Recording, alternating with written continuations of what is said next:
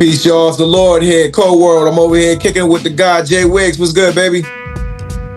What's good, Brody? Can't call it. Welcome, everybody, to Prime Time. Episode 21 of Brodies Sports Talk here. We got a lot to cover. But before we get started, as usual, we just want to thank everybody for their support. Supporting all our platforms on TikTok, Instagram, and YouTube. If you're not following, you need to do so. Click on the bottom right-hand corner on our YouTube channel to subscribe. We are over 500,000 views and counting. We had a pretty good week this week as well for BST 20. I probably say we put up another 20 some odd thousand views this week. So moving right along here. Yeah, man. I mean, I think the mock draft is doing good. We're in the heat of the playoff. The NBA playoffs starting. The NHL playoffs are starting. Coming off the end of March Madness. I mean, this is one of the best times of the year. WNBA draft. Shout out to the ladies. Yeah, it's one of the best times of the year, man. Yeah, we've been pretty busy here, but the Brodies are on the scene here for you guys. So definitely like and subscribe and show your love here. But to kick things off, as Wiggs already mentioned here, the NBA playoffs are getting ready to start. So are you posted up? The 2025 NBA playoffs and play-in begins here. It's a new format for the old schoolers who don't really keep up with basketball. Basically, the bottom seeds get to kind of duke it out for the last spots, for the playoffs, and I actually kind of like that. That kind of creates a little bit more of a competition amongst the teams. But to basically start things off here, with the seeding pretty much set here, we got the Cavaliers starting with the Eastern Conference, or the Eastern Conference in my eyes. They got the Cavaliers. They're taking on the Heat. You just said, Wiggs, they just ended up winning against the Bulls. So they still have to decide, because the Cavaliers had a number one seed. So it's going to come down to who plays the next game. Who is this? Miami just won. So Miami is going to face the Atlanta Hawks to decide who's going to be the eighth seed. Okay. And then we got the Pacers and the Bucks. Then we got the Knicks versus the Pistons. And then we got the Celtics versus the Magic. Now, I'm just going to be completely honest here, Wiggs. I don't care about any of these matchups for the Eastern Conference. and I don't think the masses cares either. The Western Conference playoffs is going to carry the NBA from a rating standpoint, because I'm telling you right now, I don't care about any of these teams, because I already know who's going to come out of the East. What do you think? All right, let me hear who's coming out of the East to you. So let's say Cleveland. Whoever's going to play Cleveland, I'm pretty sure you got Cleveland winning that series, right? Yeah. Okay. All right. Boston versus Orlando. I got Boston going to the championship, so I'll just go ahead and, Hey, let them know right away. Boston, okay. Right away. Boston's going back to the chip, because I don't see anybody else really competing. Maybe the Bucks, maybe the Knicks, and of course the Cavs are having a great year. I don't want to take anything from them, but I'm afraid, just like the Thunder, they may be falling into that incredible season trap, like the Lions had last year, where they finished number one, got the first round bye, and then choked in the next round. Like maybe the pressure might be on them, to perform, the Cavaliers and the Thunder. So I don't know, but I definitely think. Hold on, let me see, Co. Hold on, were you gonna say something else about Boston Magic? No, I was just going to say I think the Celtics are probably going to end up sweeping the Magic. Damn, sweep. All right, hold on. Pacers Bucks. Pacers Bucks. Honestly, your boy Damian Lillard is nursing that blood clot. So is he even going to play in the first round? I highly doubt it. I would just count him out of the first round series. I don't care if it's Damian Lillard, a Lizard, or the 96 Blizzard. Pacers and 5. Oh, way. All right, so you got Pacers. Okay. Shout out to Uncle Shannon. Hey, shout out to Uncle Shay, man, and Ocho. All right, Knicks and Pistons. I like the Knicks. I think Brunson and What's Big the cat? Cat, Yeah, Cat. Carl Anthony I'll Towns. just leave it alone at that with Cat. He's a Carl nasty Anthony brother. Towns. But Oh man. yeah, I think they edged them in maybe 6 games. But yeah, I just don't like any of the teams in the Eastern Conference. None of them Like strikes me caring they're behind. not interesting to you. You're not even No, gonna turn those games on. probably not. I'll probably only watch them just so we can keep up with the show. Like You you'll watch know, the highlights yeah, just to as see a a sports couple. commentator, I have to watch them. But as an Yeah. NBA fan, I'm probably not going to because I Damn. guarantee you some of these games are going to be in time slots that don't nobody care about. Well, no, the Eastern teams will be in a better time slot for us. Oh, that's right. You Yeah, know, because Western Conference, them Bama's the gonna start Western at like Conference. 10:30. Yeah, and like you said, those are the ones that are getting the better ratings.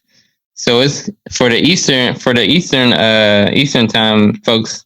This is the worst. This is the worst time of year. Trying to stay up to watch playoff games. Like I want to see LeBron play, but I don't want to stay up till 1 o'clock in the morning. Exactly, on a school night. So, what about you, Wicks? Who you got coming out of the East? All right, so definitely Cleveland at number one for this first series. I'm gonna go Boston number 2 versus the Magic. I mean, the Magic are good, but they're not better than Boston. Pacers versus Bucks. I actually like the Bucks in this series. Okay. I think it's gonna be close, but I think Giannis is gonna turn it up a notch, kind of like playoff Jimmy just did. I think Giannis is gonna turn it up a notch and get like 40, 12, and 8 and take over that series. And then for the Knicks versus Pistons, I want to go underdog. I want to go Detroit right here. You know, I want to represent for my folks. So, did you go New York, Co? I went New York. All right, I'm gonna go Detroit in that one. Okay, then. I'm gonna go with my Pistons. Okay. They got a good team, but I mean, I think New York is better, but I'm gonna go Detroit. They got a good enough team. Okay. And on the West side, we got the juggernauts here, man. We got the Oklahoma City Thunder. Congratulations to the Oklahoma City Thunder team for finishing 68-14. They finished with the highest margin of victory in NBA history with 12 points. Like they were beating people by at least 12 points a game. That's very remarkable considering how young they are. And shout out to SGA, who most likely is going to win his first MVP award as well, which will make the 4th MVP that this team has drafted. But as far as who they playing with the 8th seed, I mean, it's between Sacramento, Dallas, and then the Grizzlies. So they still have a lot to decide. But again, we're probably both picking OKC to come out of the first round. In that series. I mean, I would like to see OKC in the Grizzlies, but with John Moran, stepping on a landmine, all his arsenal of weapons that he has in his repertoire. He's got grenades, AR-15s, RPGs, Uzis, Glock 9s, 38 specials. I saw somebody say his landmines and twisted his ankle. I saw somebody say he was about to launch a nuke, man. Like my man got the codes. He got a warhead somewhere in his arsenal over there. He got the codes. He about to launch a nuke, man. But like, hey, he is who he is, right? He's a private school thug. But anyway, so as far as the matchups that I'm looking at, that I'm looking forward to seeing, I mean, the entire first round. I mean, when you think about it, on the west side, the entire first round, bro. Like Thunder versus Grizzlies is probably going to be a very, very good matchup. You got 2 up and coming stars in SGA and John Morant, and then the Nuggets versus Clippers. I mean, you got the Brodies pick for the MVP in the Joker, and Russell Westbrook in his possibly one of his last few attempts to try to get a ring against Kawhi Leonard, who has taken off the bubble wrap. You know what I'm saying? And he has been playing at a high level, and knock on wood, he's healthy. So, when he's healthy, he's arguably the best 2-way player in the league still. I don't care what anyone says. No, facts. Now, as far as the Lakers and Timberwolves, I mean, hey, we got the King. That's the best series. That's the best series. This one is probably going to get the most the most viewership because you got for King sure. James and you got Luca and versus what's his Baby name? Jordan. Baby Jordan. You know what I'm saying? Anthony Edwards. Baby Daddy Edwards. Baby Daddy Edwards, Wiggs. Baby Daddy Edwards, man. Baby Jordan, Baby Daddy. Hey. You know what I'm saying? So and then you got the Rockets, who, I mean, again, I don't watch much NBA, so I was very shocked to even see that they're the number 2 seed. But them versus the Warriors with your boy Stephen Curry on a mission to get number 5. Because with Jimmy if you've been Buckets watching us, Brodies, I said it weeks ago, months ago. If Steph Curry wins a 5th title, I don't want to hear any other King LeBron James talk. I don't want to hear it no more because this guy came in but after LeBron and won more rings during his tenure. I don't want to hear anything else about the debate. Nah, that's facts. That's big fact. That's a great point, Cole. Like, the thing with Jordan, he got 6 while nobody else was getting more than 2. You know, when Larry Bird was getting chips and, you know, people like Magic Johnson, you know, I think I don't count that. Yeah, that's facts too. Like we're kind of looking at our era. But yeah, Jordan has 6. Nobody else got close to that. So if LeBron has 4, Curry has 4, it's a conversation. But if Curry gets 5, oh man. Yeah, it's a wrap. Look good on the the resume, or it's not going to sound good at the barbershop. But I mean, these are some really, really great matchups, man. And all right, hold on. Let's go through your picks, Coach. So you got OKC, Denver versus Clippers, Nuggets versus Clippers. Who you got? I like the Nuggets, man. You got Jokic. Jokic is starting to reel me back in, bro. I like this guy. Jokic is nice, man. He's good. I like this guy, man. Like, this dude is 7 foot tall. He's a 7 foot tall point guard. Like, this is how much the game has evolved when the center is running the point. Nah, that's tough. Yeah. That's kind of cool. Yeah. Okay. Give me the Nuggets over the Clippers in a 7-game series. Ooh, okay. All right. Lakers versus T-Wolves. Who you got? I want LeBron to lose in the finals. So I got him beating the Timberwolves. Oh, man. I thought you were going to say Lakers in 5. Okay. I don't care what Anthony Edwards, Baby Daddy, Caddyshack, Radio Shack. Lakers in 5. Hey.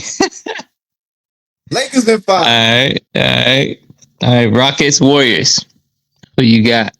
I got Steph Curry. Give me Steph Curry in 6. Steffortless. I like that. All right. So, all right. Let me go run through mine. OKC, KFC, UFC, OKC in 5, first round.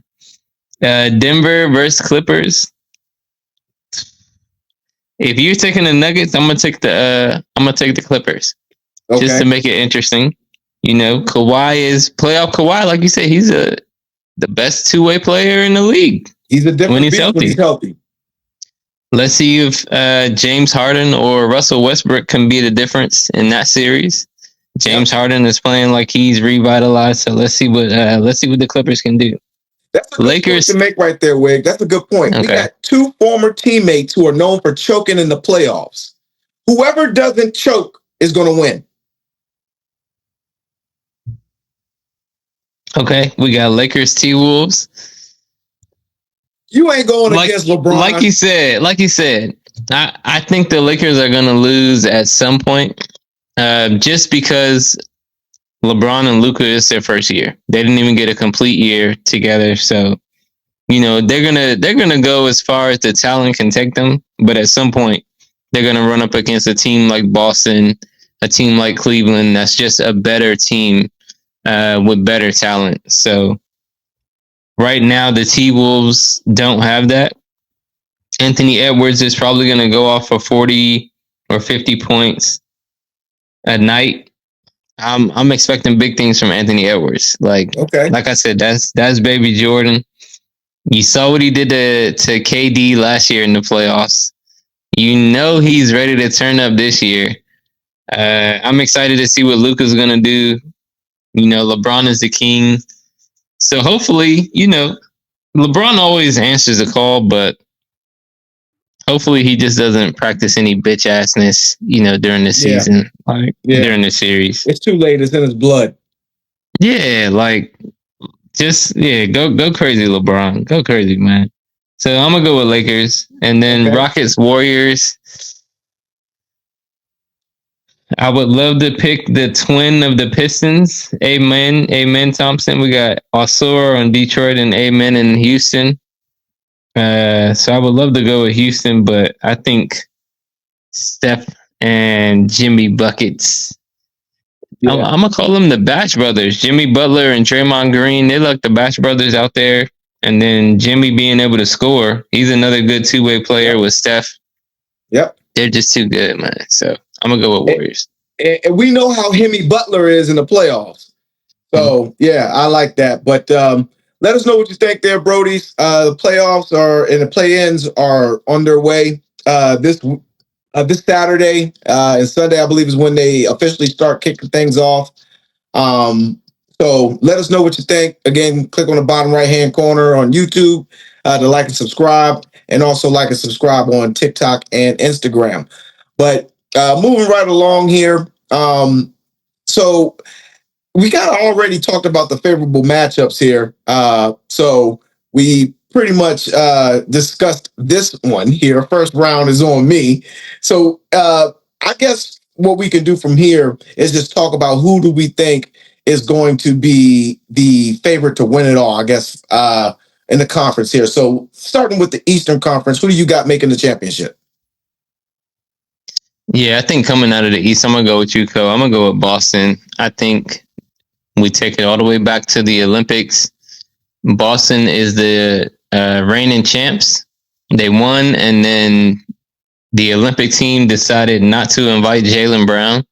We don't know if it's political reasons or not, but they decided not to invite Jaylen Brown. They bring Jason Tatum in, and then they don't let him even start. They don't let him start. They barely let the man play. Yeah. So I think the Boston Celtics are on a revenge tour. And I think that revenge tour is going to take them at least to the finals, but I think they're going to win it again. So I got Boston coming out of the East. What do you think, though? I agree. I don't really see anybody else proposing a threat because they're the most experienced team, and they're the defending champs. So it's no other better experience from a championship win can give you all the confidence that you need going into the next season. Like they've already won, so they know what it takes to win. So, and everybody they're playing outside of the Bucks haven't won anything. So they're all green. So I think they're going to steamroll. No pun intended, but I think they're going to steamroll everybody they play. I don't even think they'll make it to 6-game series throughout the entire playoffs. To be quite honest, they just have a stacked squad over there. But with the Western Conference, there's so many people to choose from. But like I said, I want LeBron to lose in the finals. So I got the Lakers making it. I would love to see that. I would love to see Boston the versus Lakers. LA. What better way to boost the ratings from a terrible rating season than to have the number one rivalry in the championship game? Yeah, and you have the Nuggets and the Grizzlies lost their coach in the end of the seasons. So I feel like the Nuggets and Grizzlies, let's just count them out. OKC is young. They lost in the last 2 years, I want to say. So maybe they're getting some experience, but I still think they are young and maybe just another year away. Yeah. I think the Timberwolves are just going to lose to LA in the first round. So I think it's really between LA and the Warriors, honestly. Yeah. I said that was the Western Conference Finals. Yeah, but I think LA is just a little bit better than the Warriors. And I think that's going to come down to them having Luka versus the Jimmy. Warriors haven't no, Steph Curry, I was gonna say, because I Okay. think Jimmy and LeBron are gonna cancel each other out. So then I think it's gonna come down to Luka versus Steph, and I think Luka offers a little bit more. People don't talk about Luka's defense, but I think with Luka's size, like Luka's a triple double threat, the same way Yeah. Jokic is. Jokic Yeah. is not athletic. Jokic is not somebody you think about on the defensive side, but Jokic makes defensive plays, and Luka does the same thing. Like when it's time to lock in. Now, again, Luka versus Jason Tatum, Jaylen Brown. Those are faster, bigger players. But Luka versus Draymond Green, Luka versus Pajimsi or whatever his name is in Golden State, he can make an effect. So I'm gonna go with Luka over Steph.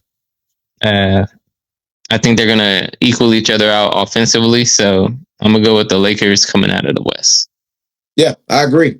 I would say the Nuggets and the Clippers are outside of the Warriors and Lakers. Those are the top four most experienced teams. Everybody else is basically fairly young or young.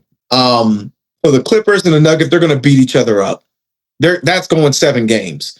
So Yeah, whoever plays them next, they're just going to finish what the other team couldn't do. Okay. And actually, I think the way it's set up, the winner of the Nuggets and Clippers would play the Lakers, right? Nuggets and Clippers. Let me see. Or would they go? No, they would go to OKC. They would go to OKC. Okay. So Lakers, T-Wolves would get Rockets, Warriors. So that actually wouldn't even make it to the Western Conference Finals. That would be the next game. Gotcha. Okay. So yeah, so I would say I think the Lakers have enough firepower to make the finals. I'll put it to you this way: if they have to play the Nuggets to get to the finals or the Western Conference Finals, or to the Western Conference Finals, I don't know, man, because the Nuggets have their number. That's the one team. Yeah, they have their number. Agree. So I agree with that. They have to avoid Denver at all costs. But that would be such a great series.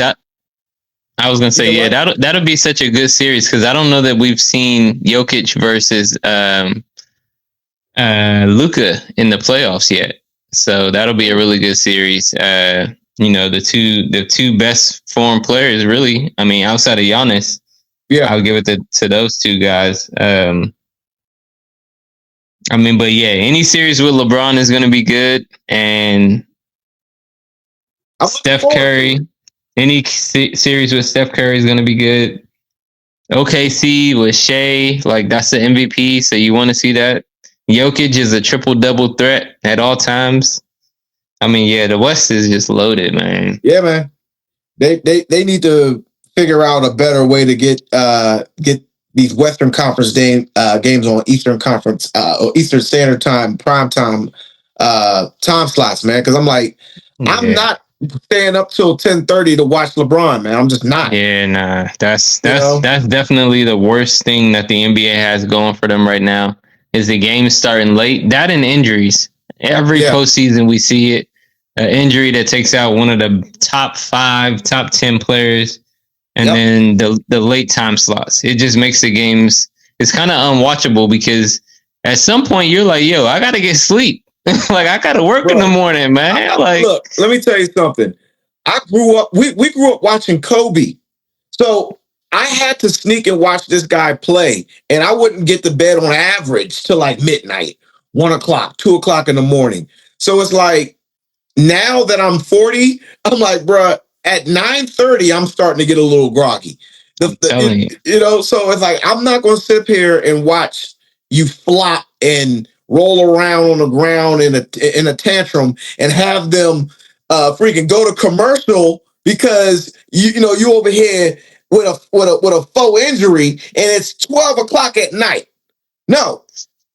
I think that definitely plays a part in like LeBron flopping because it's like, yo, LeBron, it's 12 o'clock at night. It's 12 o'clock at night, bro. Nobody got time for all that, man. Hey, that's come on, funny. Man. It's 2 minutes left in the first half. So, But yeah, man. But let us know what you think there, Brodies. Again, you need to follow us on Instagram, TikTok, and YouTube. Click on the bottom right-hand corner and like and subscribe. Show your love. Let us know who you think is going to win the NBA Finals or who's going to make it to the finals, and we can debate about that till the cows come home. But switching sports, we're going back to the gridiron. We are officially a little over a week away from the 2025 NFL draft. And if you've been following the Brodies, like the rest of the 20+ thousand viewers, you have been following us. We've been mocking the draft from pick number 1 all the way to pick 20. We are wrapping it up this week here with picks 21 through 32.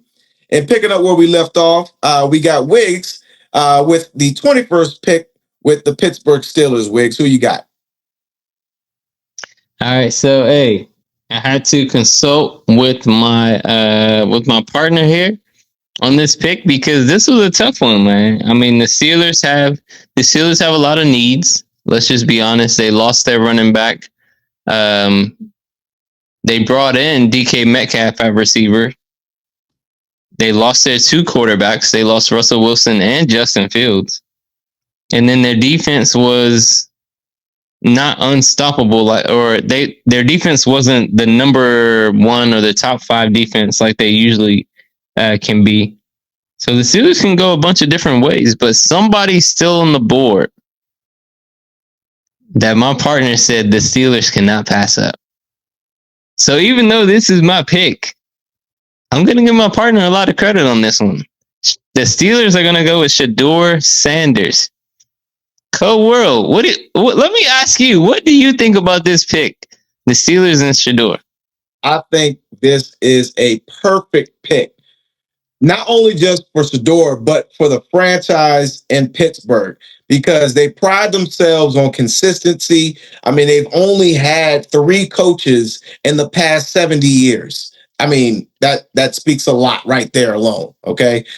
But their problem post Ben Roethlisberger era was they haven't been able to find a franchise quarterback. They fell flat on their face with Kenny Pickett, with Rudolph, the red-nosed reindeer, and company.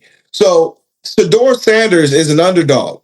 No one's believed in him from day one. Even when he was at his dad's academy, they didn't believe him then. They didn't believe him when he was at Jackson State. He gave you a championship there. They didn't believe him in Colorado. He delivered a bowl game there for you, and they're retiring his number. You know what I'm saying? Something that is uncommon in college football. Like, the dude can get it done. And he's a Sanders, so it ain't like he ain't an athlete. And he trains with Tom Brady. He's confident in what he does, and it's not like he's a fluke. He was arguably the best quarterback in the nation last year. So it only makes sense. The Steelers need a quarterback more than they need anything else. They can get a running back in the second round. They can get it's a stout defensive end draft, so they can find somebody in the second, third, or fourth round. But they can't pass on Shedeur Sanders. They need a quarterback. Mike Tomlin will be the perfect coach for him. He's a father figure that he's going to need going into the NFL now that his dad's not going to be with him. It's going to be the first time in his career that his dad has not coached him. Okay. So he needs someone that's going to be there for him like Dion is. Like, he's going to need a father coach. And I think Mike Tomlin is the perfect combination for that. Should he start right away? Who the hell else going to start? For his development. I think they have Mason, what is the guy's name? Mason whatever. Hell no. Ain't no way Mason Rudolph gonna start over no Shedeur Sanders. If anything, if they draft Shedeur with the 21st pick, the very next pick in the second round, get your running back. So now you got your weapons and the offense is set. There's nothing else you have to worry about. The offense is good after that. Offense is good real good. Real good. Okay. I mean, yeah, no, I like it. Like I said, Cole, if you're my GM, pay that man. Give this man a raise. It's a match made in heaven, and it's crazy because Shedeur is not the size of Big Ben, but when you think about what Shedeur can do, he's good in the pocket, just like Big Ben was. He can make throws late in the pocket. He's going to stand in that pocket to the last damn second. He's going to take the hit like a quarterback does. Like, that's what Shedeur is. When you think of a point guard, a true point guard, Shedeur is a true quarterback. Like you said, he's learning from Tom Brady. Mm-hmm. So when it comes to quarterback play, Shedeur is one of the best. And that's why people say it's a tough draft process for Shedeur, because he's an old school type of player. He's not the new school, like, running quarterback, dual threat quarterback. That's not Shedeur. It kind of reminds me, I talk about CJ Stroud a lot right now. CJ Stroud is not a dual threat quarterback. Yep. He's sitting in the pocket. You see it with Dak Prescott. We see it with the white guys. I mean, not the right guys. I mean, the white guys. We see it with them all the time. Like, they don't have to be dual threats. They can just be quarterbacks. But to see a black quarterback that's not a dual threat, like, people are like, what am I looking at? Like, you're looking at a really good quarterback. Yeah, like, people were shocked that Warren Moon stood in the pocket, or Rodney Peete stood in the pocket. I'm like, they're quarterbacks. What do you expect? You're looking at a really good quarterback. Exactly. So that's the thing that people are saying, oh, it's a weird process with Shedeur. Like, they're just not used to ranking a black quarterback that high unless he runs. But Shedeur is awesome. He's really good. He has great accuracy. He can get it down the field.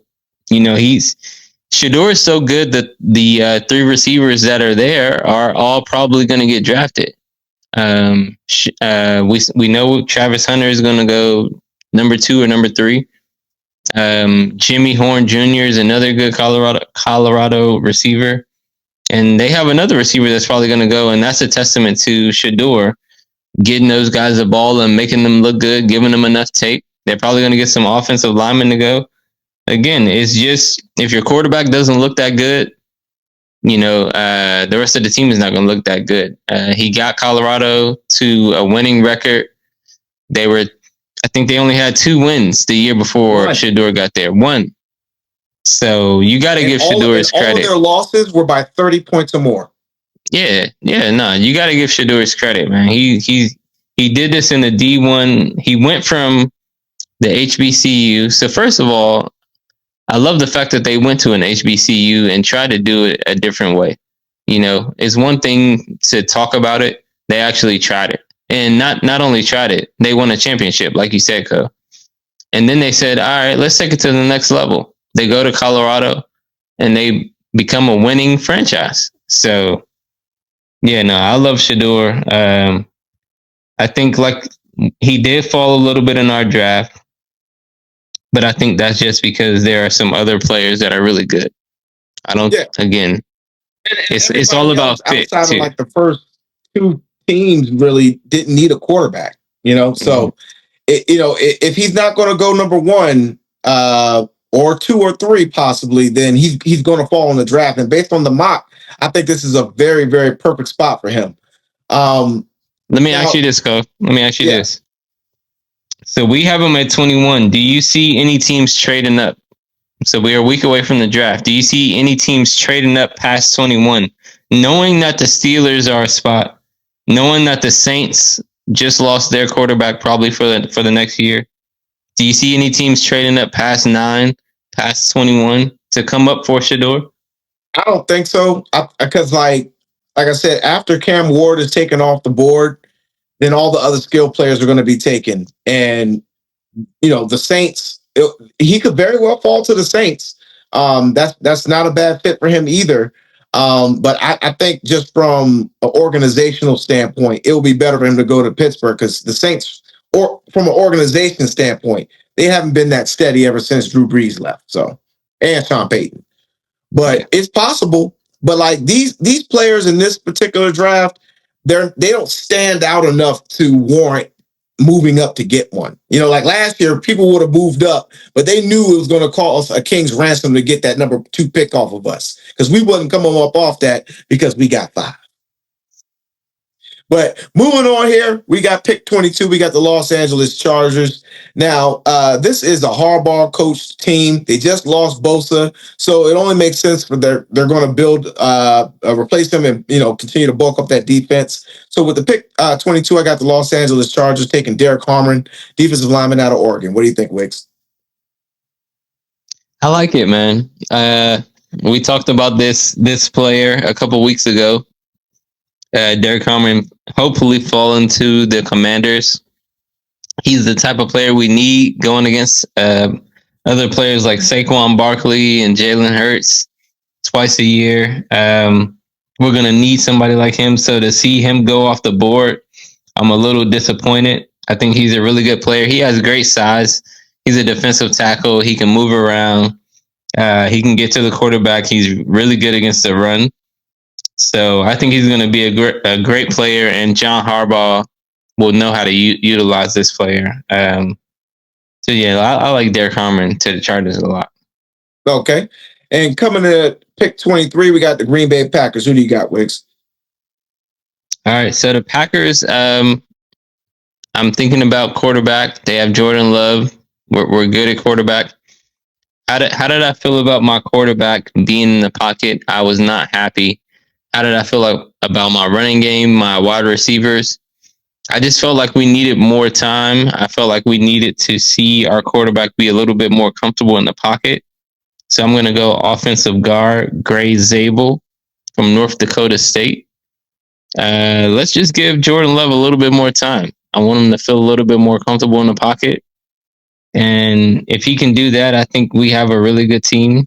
I think we put ourselves in position to challenge for the NFC Championship. So Gray Zabel, what do you think, Cole? Great pick. Now, a lot of people, for some odd reason, they frown on franchises for taking guards in the first round, but an offensive lineman is an offensive lineman. Like the defensive tackles that you're trying to block, the gaps that they're normally rushing are the A and the B gap, which are protected by the center and the guard. So it only makes sense for you to bulk up there. And if you're going to run the ball with Josh Jacobs, who is an interior running back, the A and B gap need to be cleared. So you need a guard. So I like that. I like that pick. Green Bay is definitely going to have to bulk up on their offensive line to keep Jordan Love upright because he just sustained too many injuries last year. Some of them were self-inflicting, but you got to keep him healthy if you're going to have a shot because the NFC North is contending again for best division in football because the Bears are going to be upgraded. The Lions are pretty much still stable. And then of course the Vikings, they're going to be in the mix because they got a good defense. So definitely like that pick. At number 24, speaking of the NFC North, we got the Minnesota Vikings.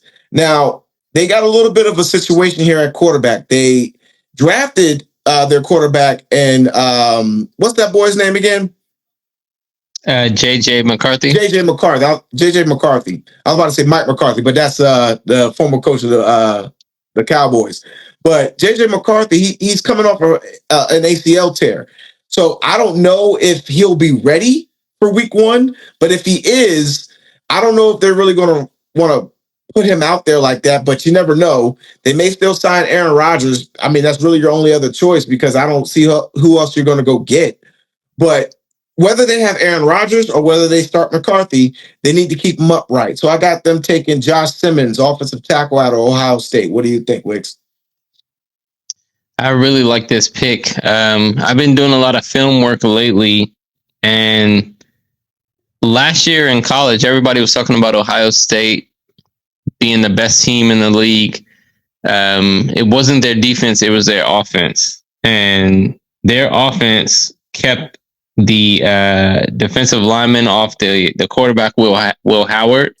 They allowed the offensive skill players to make plays. You have Travion Henderson and Quinshon Judkins, the two running backs. Jeremiah Smith, the rookie or freshman wide receiver, as well as Emeka Egbuka. And that all comes down to the offensive line. Josh Simmons is the offensive tackle behind that line, and he just did such a good job against top talent in the league. So I think the Vikings will be in great shape next year, getting another offensive lineman on this line. They've already got a couple really good pieces. You add in a guy like Josh Simmons, and whoever, like you said, whoever the quarterback is, if it's Aaron Rodgers, and that would just be poetic to see Aaron Rodgers go from Green Bay to the Vikings the same way Brett Favre did. Maybe Green Jordan Bay to the Jets to the Vikings. to yeah, exactly, just like his dad. Right, exactly. So no, yeah. So I think that would be great for the Vikings. I think they could go defense as well, but I think offensive tackle, you can never go wrong with the offensive O line. Yep, I agree. Moving on to pick 25, we got the Houston Texans. Who do you got, Wiggs? All right. So what I just say, you can never go wrong with O line. I think the Texans just lost Laramie Tunsil, so they're gonna be looking for a replacement right there. I'm gonna go Ariante Ursery from Minnesota, the offensive tackle. I think he's not projected to be a first round talent, but he's an offensive tackle, so he's a premium position. Pause. Ursery he has really good size, and I think eventually he will be a starter. So I would give him like a year, let him play backup, and eventually he can be a starter in the league. You got to be able to protect your quarterback. The Texans have good skill players, so I'm not worried about that. They have a really good defense, a really, really good defense. So I'm not worried about the Texans defense, but we've got to do something on the offensive line. And I think he's the best tackle available. So, what do you think about Ariante Ursery? Yeah, I agree. They lost Laramie Tunsil, so they got to replace him. And now their division is, still somewhat soft. So it's not like they're going to have any setbacks. I got them winning the division again this year. But if they're going to keep CJ Stroud upright, they got to make sure that the bookend is solidified at the left tackle position. Definitely like that. Now, at this point in the draft, late first round draft picks are the same as high second round picks. So this guy could go early second round or late first round. Either way, it doesn't matter. So I like that pick. Coming in at 26, we got the Los Angeles Rams. Now, they just extended Matt Stafford, so they don't need a quarterback. So Jackson Dart, unfortunately, you're gonna have to wait to the second round, maybe. But they definitely need to replace Cooper Kupp. They have, he was their number one guy for a little while. Puka Nacua is going to assume that role as the number one wide receiver, but they're going to need to replace him. So I got the Rams taking Emeka Egbuka, wide receiver from Ohio State. What do you think, Wiggs? Yeah, like I said, I just started watching some more tape of Ohio State, and they had a really good team. I think we're going to look back a couple years from now and say not only did they have a really good team, they had one of the best teams ever. Like when you look at the two running backs, when you look at the wide receivers that they have, Jeremiah Smith is probably the better wide receiver, and he's only a freshman.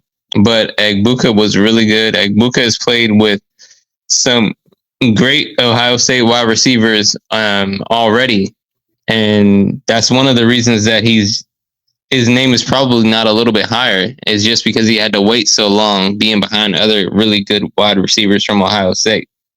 But Egbuka has played his part in Ohio State. Will Howard wasn't the best quarterback out of Ohio State, but Egbuka and Jeremiah Smith were still able to do what they needed to do to produce great numbers this year and to win a championship. So he's a championship level talent.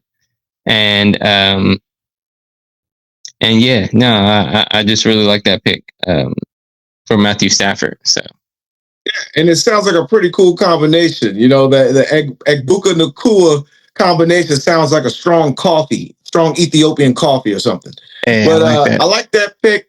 Coming in at number 27, we got the Baltimore Ravens. Okay. Now, Wicks, who do you got the Ravens taking? All right, so this is local to us, so I need to make this a really good pick. The Ravens are a really good team. I'm not going to say they have any really glaring needs, but their defense, when we think about the Ravens, we just think about a dominant defense. So I think I'm always thinking, how can this defense get better? Literally, offensively, they have a great team. They just need to put it all together. So I'm gonna go Donovan Ezeraku. I think this is the best player available right here, offense or defense, and I think he is going to be another force on that defensive line, which makes the secondary look better, which makes the linebackers look better. The one thing I think he can get better at will be containing the edge when it comes to the rushing defense. But as far as rushing the passer, he led the FBS in sacks last year. So he's got the production to match the position that he's being drafted at. So I think Donovan Ezeraku will be a great choice for the Ravens. Cole, what do you think?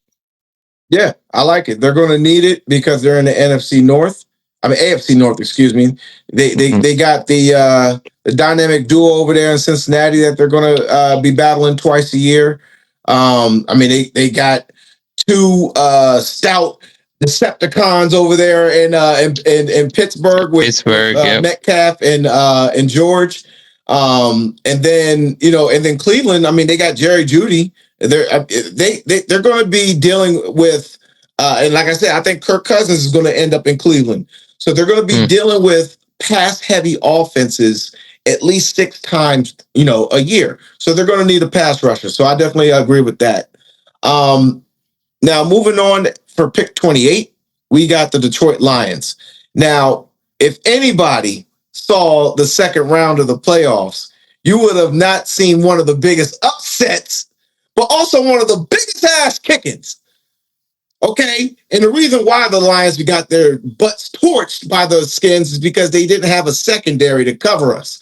Okay. You can't tackle what you can't catch. So the Detroit Lions, I got them taking Trey Amos, cornerback out of Ole Miss. What do you think, Wiggs? All right. So I think you're right in going DB. The only thing I think I would go safety right here. I would go Eamon Ward, and I think that's because what I noticed last year the Lions took Terry and Arnold, so they were already thinking cornerback. They really needed cornerback help, and last year they had two cornerbacks go out. So I don't know that they're going to go cornerback here, but I do think they can go defensive back, and I think they would go Eamon Ward, just because the two cornerbacks that they have are actually really good. They lost their number one cornerback during the game, and then they already had a really good cornerback go down before the game even started. So, we remember them losing, but what we didn't say is they had like 7 players on defense out and damn near 7 players on offense out. Sure. So I think if you get some of those cornerbacks back, you don't need cornerback as much, but you do still need DB help. And I think Eamon Ward would be a better pick here. But I think you're on the right track with defense, and I think you're on the right track with defensive back. I would just go safety here, especially a big safety like Eamon Ward. He can help in the run and the pass. But otherwise, I really like that pick because, like you said, they need the help. Trey Amos is a really good player, so he could really help the Lions. But yeah, a lot of their problems were just due to injury. So true, yeah, and that's what's going to make it a little bit difficult for them, like you said. Offensively, I mean, I think they're pretty much set. They got their running backs, they got their wide receiver, they got their tight end, they got their quarterback. Their offensive line is set up, so it makes sense for them to go defense here. So safety definitely wouldn't help.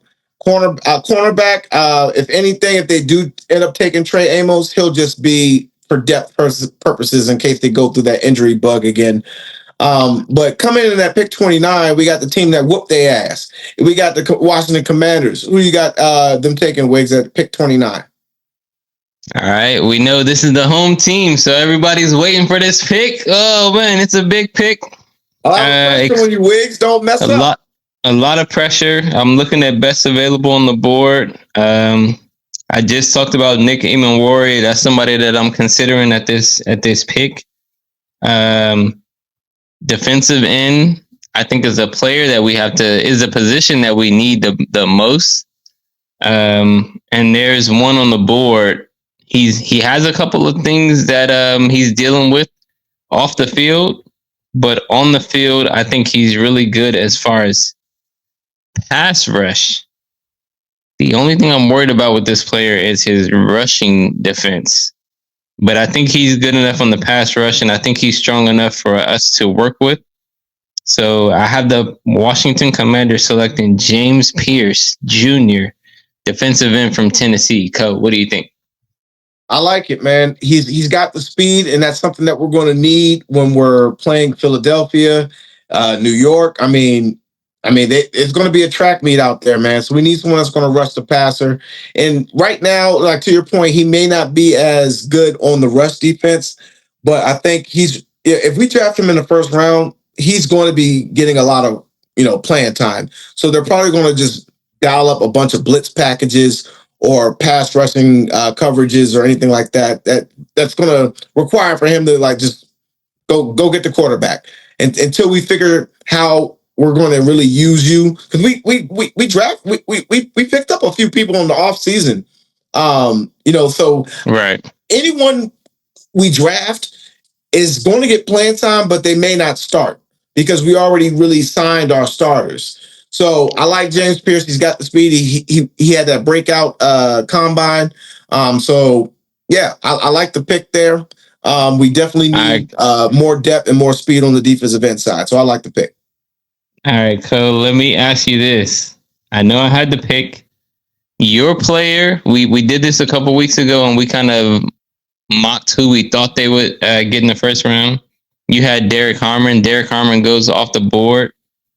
Is there another position? I'm not going to ask you what player you would draft, but is there another position in the first round that you would be looking to go to fill?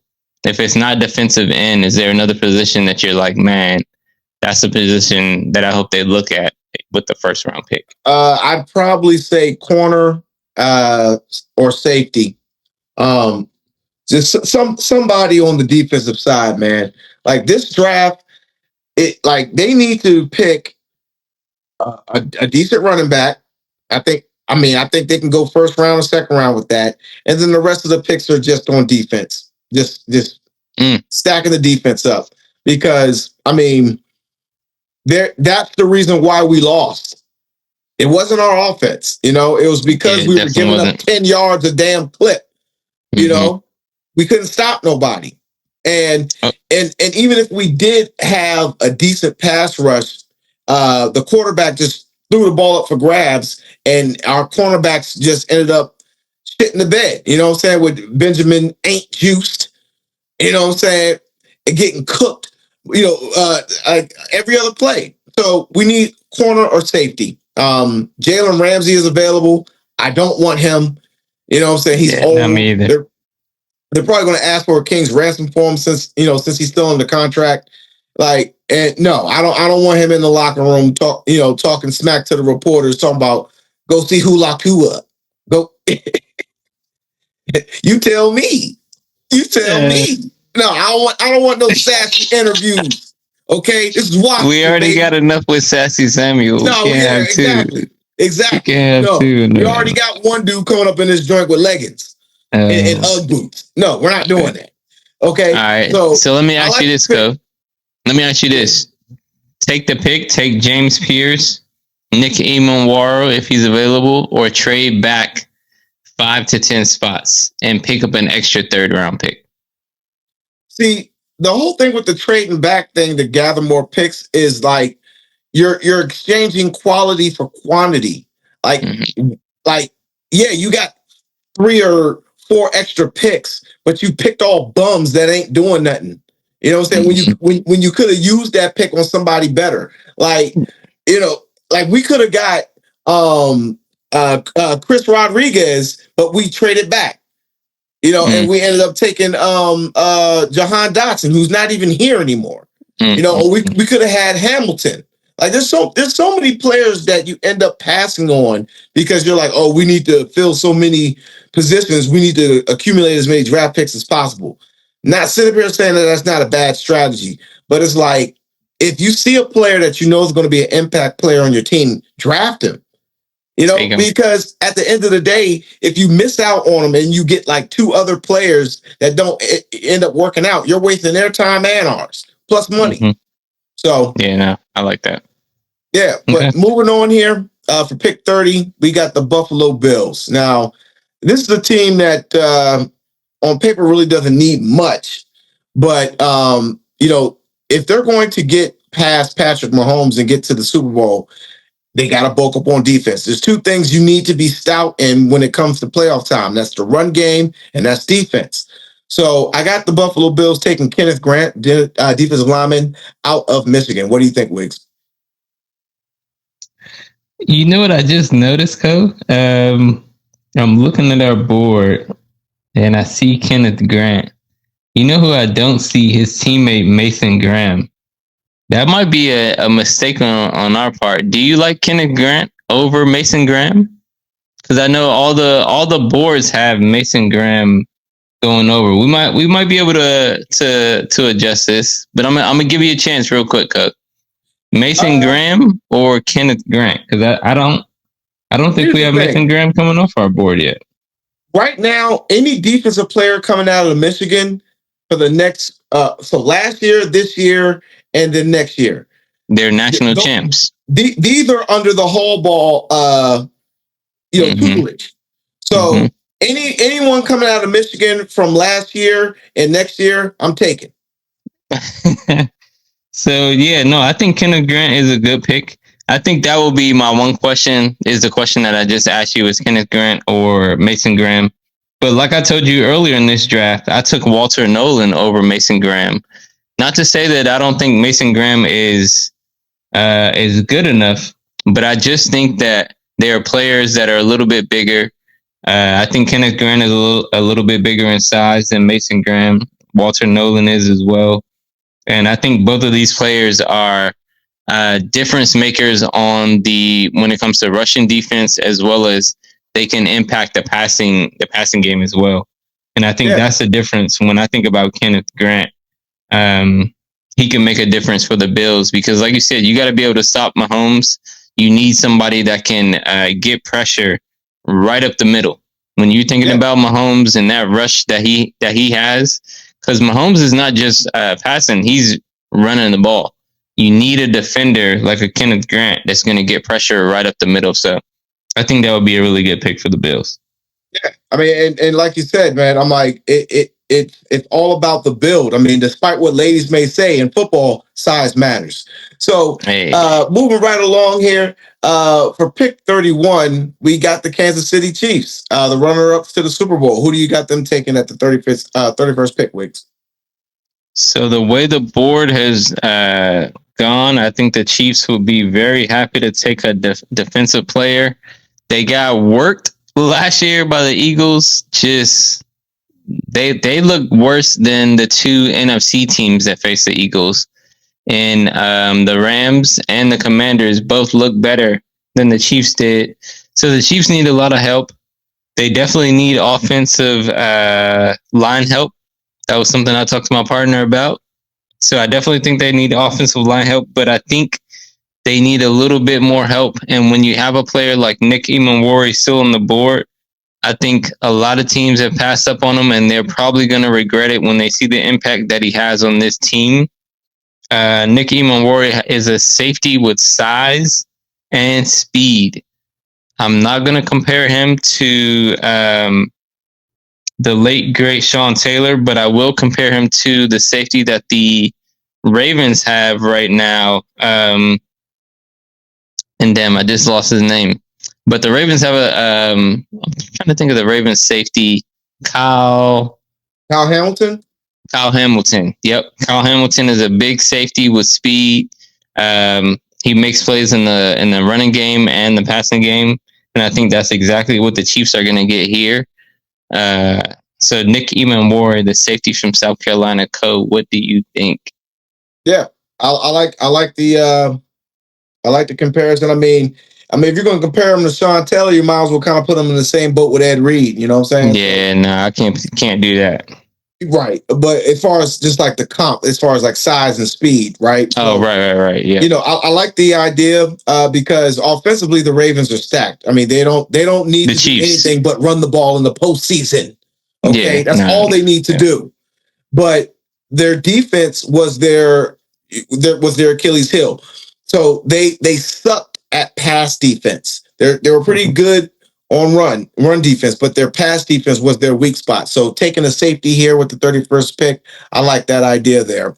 Now finishing up here with the BST Mock Draft 2025, we got the Philadelphia Eagles coming in at 32, the defending champions.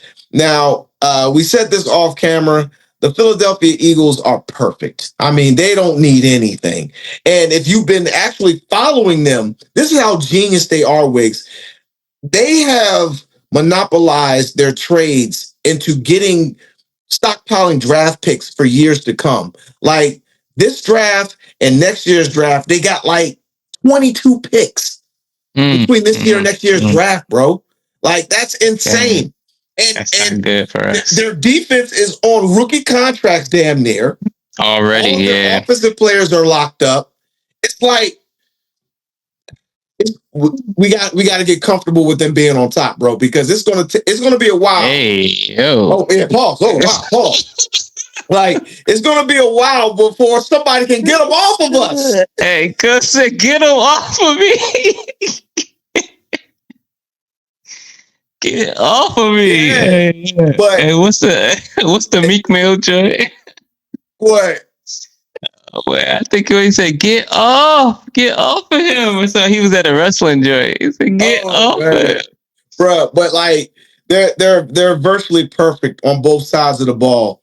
So only thing they're gonna do is just stockpile, really. So and they got the formula. If they have a stout front seven, they're virtually unstoppable. So I got the Philadelphia Eagles taking Shamar Stewart, edge rusher from Texas A&M. What do you think, Wicks? Man, this is just the scariest thing to even think about is the Philadelphia Eagles getting better. Like you said, they're already a great team. They don't have any needs. None. So at this point, it's just best player available and Shamar Stewart. Just add another player on the line. I mean, if I say there's any position that they need, it would be defensive end because they lost Josh Sweat, and he played a big part in their success last year. So to be able to replace him with Shamar Stewart, oh man, like yeah, I think we talked about this before the show too. Brandon Graham retired. So, that's the one position where they could use some depth. And yeah, that's just scary. As a Commanders fan, it's like, man, we need to take some of their draft picks away. They're too damn good right now. Too damn good. Like their GM is just a master negotiator, bro. And they're just a mastermind over there when it comes to just building the roster, and all their players are young, Yeah. So man. And they're all on rookie contracts or they're on favorable contracts. I mean, it's everybody's like, oh, Saquon Barkley got all this money, but I'm like, yeah, in the next year or two, it's going to be a drop in the bucket. It's not going to be anything. Nothing. So, and on top of that, he made me a believer. Nick Sirianni, they got a great coach. Their defensive coordinator, they know what they're doing over there. Like, I mean, Philly, honestly, bro, if you asked me who has the potential to go for a three-peat, give me Philly. They could very well do it, because even if Saquon Barkley goes down, they still have Devontae Adams and AJ Brown locked up for the next few years. And then if they lose them, they'll just use some of their 22 picks over the next 2 to 3 years and just replenish. So it's definitely going to be an uphill battle for anybody to dethrone Philly. But if there's one team that can do it, it's down 95 off exit 17A. Make a left over there by the auto shop where the Landover Mall used to be. And damn it, meet us at Northwest Stadium, baby. We'll take you all the way. Okay? You need to believe in us because we're riding with 5 here, baby. But that's the mock draft. That concludes everything. I hope you guys enjoyed it. Wiggs and I did a lot of work here with a lot of work. Just doing a lot of research. It's a lot that goes into it. Shout out to Adam Schefter and Rap Report and all the commentators, man. Like, it's a lot of work to do all of this stuff, man. Sheesh. To get this stuff out to you daily. But next week, we're going to continue on with the other rounds, but we're only going to be mocking the commanders. So we can see who we think, Adam Peters is going to add to the pot, man. This dude is cooking up something nice. We're in window 1 of our Super Bowl run. So it's just a matter of time before we're hosting the Lombardi Trophy. But until then, y'all, it's the Lord here, Cold World. It's the God over there, Jay Wiggs. It's Brody Sports Talk here. Prime time of edition, episode 21. We'll see you guys next week, y'all. Peace. Peace.